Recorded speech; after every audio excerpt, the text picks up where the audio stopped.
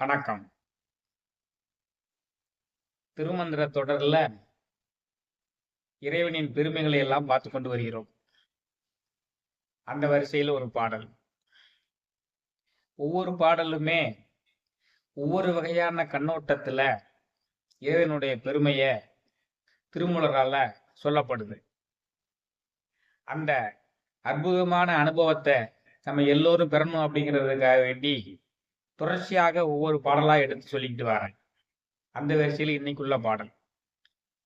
மண்ணளந்தான் மலரோன் முதல் தேவர்கள் மண்ணளந்தான் மலரோன் முதல் தேவர்கள் என்னளந்து இன்னம் நினைக்கிலர் ஈசனை என்னளந்து இன்னம் நினைக்கிலர் ஈசனை விண்ணளந்தான் தன்னை மேலளந்தான் இல்லை விண்ணளந்தான் தன்னை மேலளந்தான் இல்லை கண்ணளந்து எங்கும் கடந்து நின்றானே. அந்த கவிதை வரிகளை பாருங்க, சாதாரண கவிஞர்களால இப்படி எழுத முடியுமா? மண்ணளந்தான்னு ஆரம்பிக்குது, அடுத்த வரி எண்ணளந்துன்னு ஆரம்பிக்குது, அதுக்கு அடுத்த வரி விண்ணளந்துன்னு ஆரம்பிக்குது, அடுத்த வரி கண்ணளந்துன்னு ஆரம்பிக்குது, கடைசி வரி ஒவ்வொன்றும் ஒரு நுட்பமான பொருளையும் வச்சிருக்குது. அருளாளர்களால் இறைவன் அருளால் இயற்றப்பட்ட பாடல் என்பதற்கு இது ஒன்றுவே சாட்சி. முதல் வரி மண்ணளந்தான் மலரோன் முதல் தேவர்கள். மண்ணளந்தான் யார்? மண்ணளந்தான் அந்த மகாவிஷ்ணு. அவன் மகாபலி சக்கரவர்த்தி ஒரு யாகம் செய்து அனைத்து உலகத்தையும் தன் குடைக்கீழ் கொண்டு வர வேண்டும் என்று யாகம் செய்தான். மகாபலி சக்கரவர்த்தி அவன் அசுர குலத்தை சார்ந்தவர். அவனுடைய குரு சுக்கராச்சாரியார், அசுரகுரு. அந்த யாகம் நிறைவேறுவதற்குரிய கடைசி பகுதி தானம் வழங்குதல். யார் என்ன கேட்டாலும் கொடுக்கணும், அந்த யாகத்துடைய நிறைவு பகுதி. அப்போ எல்லாத்தையுமே கொடுக்கக்கூடிய அளவுக்கு வல்லமை பெற்றவன் இவன். இந்த யாகத்தை நிறைவு செய்தால் அசுரனாய் இருக்கிறதுனால இந்த 3 உலகத்தில் உள்ளவர்களை துன்பப்படுத்துவானே என்று கருதி மகாவிஷ்ணு ஒரு குரல் உருவம் கொண்டு, சின்ன உருவம், வாமன அவதாரம் எடுத்து வந்தார். இது அவருடைய அவதாரத்துல 5வது அவதாரம். அப்போ வரிசையில வந்து தானம் பெறுவர்கள் கூட வரிசையில நின்று தானம் பெற்றுக் கொண்டு சென்று கொண்டிருந்தார்கள். இந்த வாமனன் என்ற குரல் உருவம் கொண்ட மகாவிஷ்ணுவும் வந்தார். உனக்கு என்ன வேணும்ப்பான்னு கேட்டார். என்னுடைய காலால எனக்கு 3 அடி இடம் வேணும்னு கேட்டார். மகாபலி சக்கரவர்த்தி, இந்த சிறுவன் ஒரு ஊரக்கேளு நாடக்கேளு தாரேன், உன் காலே சிறுசா இருக்குது, அதுல 3 அடி கொடுத்து உனக்கு என்ன பிரயோஜனப்பட போகுதுப்பா அப்படின்னு. இல்ல என் காலால 3 அடி இடம் கொடுத்தா போதும். சரி தந்தேன் அப்படின்னு சொல்லி கொடுத்துட்டார். அப்போ அவரு அந்த வாமனனாய் இருந்த மகாவிஷ்ணு விஸ்வரூபம் எடுத்து ஓரடியால மண்ணுலகத்தை பூரா அளந்தார். அதான் மண் அளந்தார். மற்றொரு அடியால விண்ணுலகத்தை பூரா அளந்தார். 3வது அடிக்கு இடம் இல்லை. 3வது அடிக்கு இடம் எங்க இருக்குன்னு கேட்டாரு. மகாபலி சக்கரவர்த்தியின் தலையை கொடுத்தாரு. தலை மேல வச்சு அழுத்தினாரு. அவனை அழித்தார். அவனுடைய ஆணவத்தை அழித்தார். அவனையும் அழித்தார். அதான் மண்ணளந்தான் அந்த மகாவிஷ்ணு. அந்த மகாவிஷ்ணுவுக்கு என்ன சொல்ல வர்றாரு? மண்ணளந்தான் கூட இன்னொருத்தரையும் சேர்த்துக்கிட்டாரு. அவர் யாரு? மலரோன். மலரோன்னா பிரம்மன். மண்ணளந்தான் மலரோன் இவங்களை உள்ளடக்கிய தேவர்கள் அனைவருக்கும் என்ன சொல்றாரு? மண்ணளந்தான் மலரோன் முதல் தேவர்கள் என்னளந்து இன்னம் நினைக்கலர் ஈசனை.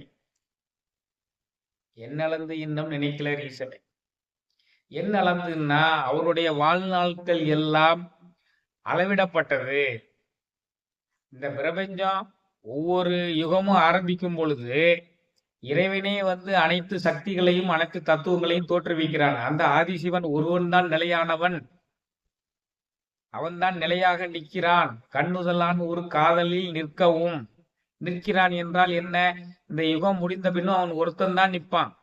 மீதி எல்லாருமே யுகம் முடிந்த பின் அவனுள் ஒடுங்கி விடுவார்கள். மனிதர்கள், தேவர்கள், பிரம்மா, விஷ்ணு அனைத்து சக்திகளும் ஒடுங்கி விடுவார்கள் அல்லவா? அப்போ நம்மளுடைய வாழ்நாள் இந்த யுகம் மட்டும்தான். அந்த யுகம் முடிவதற்குள் நாம் இறைவனை எவ்வளவு தடவை நினைக்க வேண்டுமோ அவ்வளவு தடவை நினைக்க வேண்டும் என்று அவர்கள் மறந்திருக்கிறார்கள். அவங்கவுங்க வேலையை பார்த்துட்டு இருக்காங்கன்னு சொல்றாரு. அவங்கவுங்க வேலையை பார்த்து கொண்டிருப்பதுடன் சிவனையும் எந்த நேரமும் நினைத்து கொண்டு இருக்க வேண்டும். எந்த நேரமும் சிவனை நினைத்து கொண்டிருக்க வேண்டும். இது மனித குலத்துக்கு அதைத்தான் சொல்ல வர்றாரு. பிரம்மா விஷ்ணுவுமே இப்படி நினைத்து கொண்டிருக்கலன்னு சொல்றாரு. அப்ப நம்ம என்ன செய்யணும்? எந்த நேரமும் அந்த சிவனை நினைத்து கொண்டிருக்க வேண்டும். எந்த வேலை செய்யும் பொழுதும் சிவனை நினைத்து கொண்டிருங்கள். உண்ணும் போதும் உறங்கும் பொழுதும் எண்ணம் முழுதும் கண்ணன் தானேன்னு இதைத்தான் ஒரு பாடல்ல கண்ணதாசன் வச்சாரு. உண்ணும் போதும் உறங்கும் போதும் எண்ணம் முழுவதும் கண்ணன் தானே. நீங்கள் ஏதேனும் ஒரு இறை நினைப்புடன் எந்த சதா சர்வ காலம் இருக்க வேண்டும். உங்களுடைய பணிகளை எல்லாம் இறைவனை நினைத்து கொண்டே செய்ய வேண்டும். இந்த பிரம்மனும் விஷ்ணுவும் தங்கள் தங்கள் வேலைகளை செவ்வனை செய்தார்களே தவிர அந்த சிவனை நினைக்க மறந்து விட்டார்கள் அப்படிங்கிறத அவர் சொல்றாரு. அப்ப நம்ம எந்த நேரமும் சிவனை நினைத்து கொண்டே இருக்க வேண்டும். சொற்றுணை வேதியன் சோதியானவன் பொற்றுணை திருந்தடி பொருந்த கைதுல கற்றுணை பூட்டியூர் கடலில் பாய்ச்சலும் நற்றுணையாவது நமசிவாயவே. நீ கடல்ல உன்னைய கல் துணை கெட்டி உன்னைய கடல்ல போட்டா கூட நீ மிதந்து வருவை என்றால் இந்த நமசிவாய மந்திரத்தினுடைய மகிமைதான் என்ன? இதே மாதிரி 10 நமசிவாய பதிகம் இருக்குது. ஒவ்வொன்றும் ஒவ்வொரு அற்புதமான இது. நமசிவாய நமசிவாய நினைத்து கொண்டிருந்தால் நீங்கள் எண்ணமெல்லாம் ஈடேறும். உங்களுக்குள்ள துன்பங்கள் எல்லாம் விலகும். காதலாகி கசிந்து கண்ணீர் மல்கி ஓதுவார்தமை நன்னெறிக்கு உய்ப்பது. ஓதுவார்தமை நன்னெறிக்கு உய்ப்பது. வேதம் 4 மெய்ப்பொருளாவது நாதன் நாமம் நமசிவாயவே. நீ நமசிவாய நமசிவாய நமசிவாய என்று சொல்லிக் கொண்டிருந்தால் உன்னை நன்னெறியில் சென்று அதுவே வழி நடத்தும். உன் உள்ளம் முழுவதும் நமசிவாய நமசிவாய நமசிவாய என்று நிறைந்து விட்டால் ஒரு பாத்திரம் நிரம்பிய பிறகு புதிதாக எதையும் போட முடியாதல்லவா? உன் உள்ளம் என்ற பாத்திரம் முழுவதும் நமசிவாய நமசிவாய நமசிவாய என்ற மந்திரத்தால் நிரப்பி விட்டால் வேறு எந்த சிந்தனையும் வராது. அது மனதிற்குள் இடமில்லை என்று அர்த்தம். அதான் என் உளமே புகுந்த அதனால் என்று திருஞான சம்பந்தர் சொல்லுகிறார். அப்போ இந்த பிரம்மனும் விஷ்ணுவும் தங்களுடைய வாழ்நாள் எல்லாம் குறிக்கப்பட்டது. அந்த வாழ்நாள் முடிவதற்குள் நாம் அந்த ஆதிசிவனை நினைத்து கொண்டே இருக்க வேண்டும் என்பதை மறந்து விட்டார்கள். என்னளந்து இன்னும் நினைக்கலர் ஈசனை. விண்ணளந்தான் தன்னை மேலளந்தான் இல்லை. அவன் விண்ணை அளந்தான். எப்பொழுது விண்ணை அளந்தான்? எப்பொழுது விண்ணை அளந்தான்? பிரம்மனும் மாலும் பிராணன் நானே என்று பிரம்மன் மால் தங்கள் பேதமையாலே பரமன் அனலாய் பறந்து முன் நிற்க அரண்நடி தேடி அரற்றி நின்றாரே. நான் தான் பெரியவன் சொல்லி அவர்களுக்குள் வாதிட்டு ஒரு தீர்வுக்கு வர முடியாமல் அந்த ஆதி சிவனிடமே சென்று எவன் உலகத்தின் முதல் பொருளோ, எவன் உலகத்தில் நிரந்தரமானவனோ, எவனை யாருமே அறிய முடியாதோ அவனிடமே போய் சென்று எங்க இருவர்ல யாரு பெரியவங்க என்று கேட்டாங்க, அறியாமைன்னு கேட்டாங்கன்னு திருமூலர் சொல்றாரு. அப்பொழுது அடியை நோக்கி மாலும் முடியை நோக்கி பிரம்மனும் சென்றார்கள் இல்லையா? அவர்களால் காண முடியவில்லை.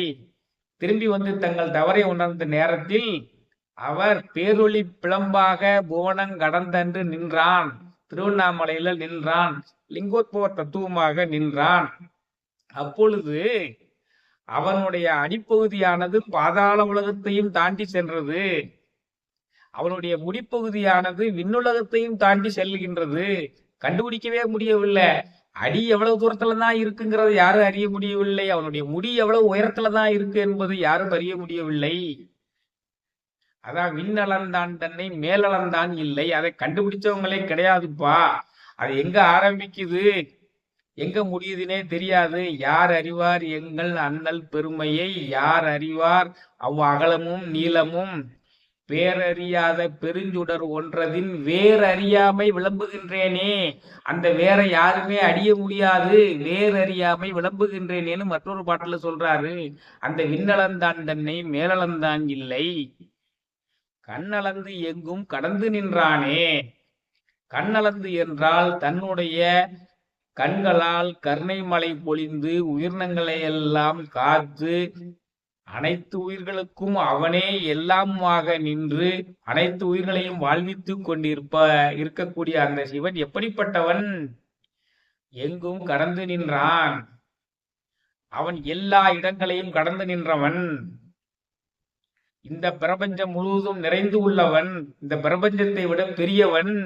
எங்கும் கடந்து நின்றான். இந்த சூரிய குடும்பத்துல 9 கோள்கள் இருக்கு. அதுல பூமியில நம்ம வாழ்றோம். இதே மாதிரி எத்தனையோ சூரிய குடும்பங்கள் இருக்கின்றன. யார் கண்டுபிடிச்சிருக்காத? அந்த சூரிய குடும்பங்கள்லையும் ஏதேனும் ஒரு கிரகத்துல உயிரினங்கள் வாழலாம். மனிதர்களை போன்ற உயிரினங்கள் வாழலாம். அதுக்கு எல்லாத்துக்குமே அவன்தான் தலைவன். அவன் ஒருத்தனுக்கு தான் தெரியும் எத்தனை சூரிய குடும்பங்கள் இருக்கின்றன, எத்தனை சூரிய குடும்பத்தில் எத்தனை கோள்களில் மனிதர்கள் வாழ்கிறார்கள், மனிதர்களைப் போல உயிரினங்கள் வாழ்கின்றன என்று அவனுக்குத்தான் தெரியும். அவன் அனைத்தையும் கடந்து நின்று அவர்களுக்கெல்லாம் அருள்வாளித்துக் கொண்டிருக்கக்கூடியவன். இறைவனுடைய பெருமையை எப்படியெல்லாம் சொல்றாரு பாருங்க. இப்ப பொருள் விளங்கிருச்சா? ஒண்ணு அற்புதமான அமுதம். ஒரு பாடலை கூட விட்டுறக்கூடாதுன்னு வரிசையா சொல்லிட்டு வரேன்.